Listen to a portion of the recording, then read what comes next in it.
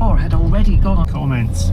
The third largest party in the last Westminster Parliament was the SNP. The defections they're worried about are voters tempted for the first time in a decade to return to the Labour fold. Their party leader, John Swinney, suggested that on current spending plans, a Labour and not just a Conservative government would have to make some cuts to public services, though neither party wanted to talk about it. We need strong SNP voices in the House of Commons to make sure there are strong voices against austerity and prepared to argue to put Scotland's interests first. The Lib Dem leader, Sir Ed Davey, started his tour of Britain in Scotland, and today he completed his journey at Land's End. But he suggested it was the Conservatives and not his campaign that was really out of road.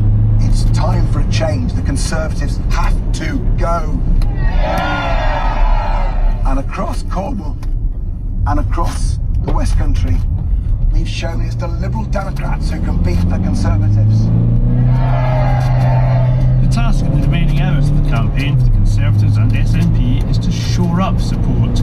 But for Labour and the Lib Dems is to convince voters who have yet to make their minds up that promises of change are real and not risky.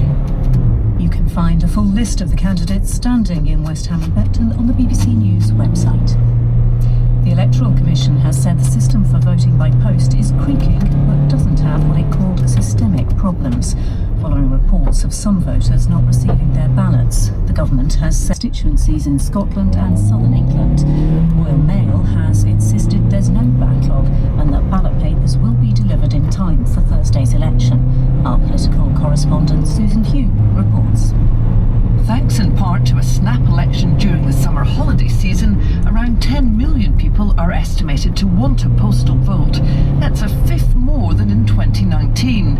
But some people have complained that they're still waiting for their ballot papers or had already gone on holiday before their pack arrived. It's caused particular concern in Scotland, where schools have already broken up.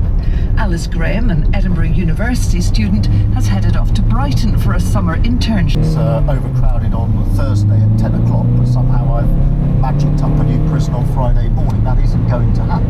I have to say it's shocking to have to inherit a problem like that.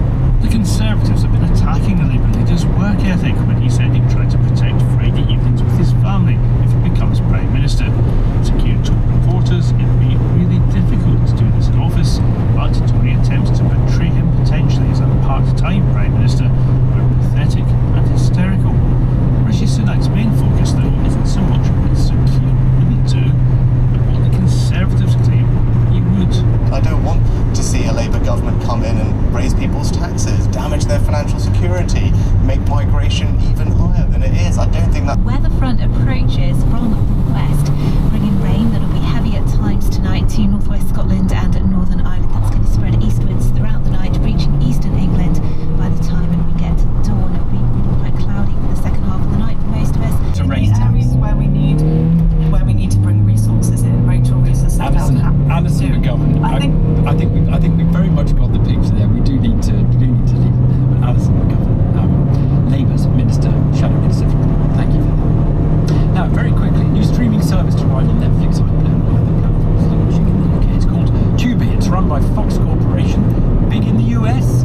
It's aiming to be free to view with ads. We like news you can use. So let us talk to Scott Bryan, TV critic and broadcaster. Scott, what is the Tubi proposition? So essentially, it's just TV that is free. I mean, a bit of a direct right. For example, to raise taxes to deal with it. If they give us their vote, they are giving us a strong mandate to change our country. And running right through our manifesto is economic change, to put money in people's pockets and to end a situation. Understand that.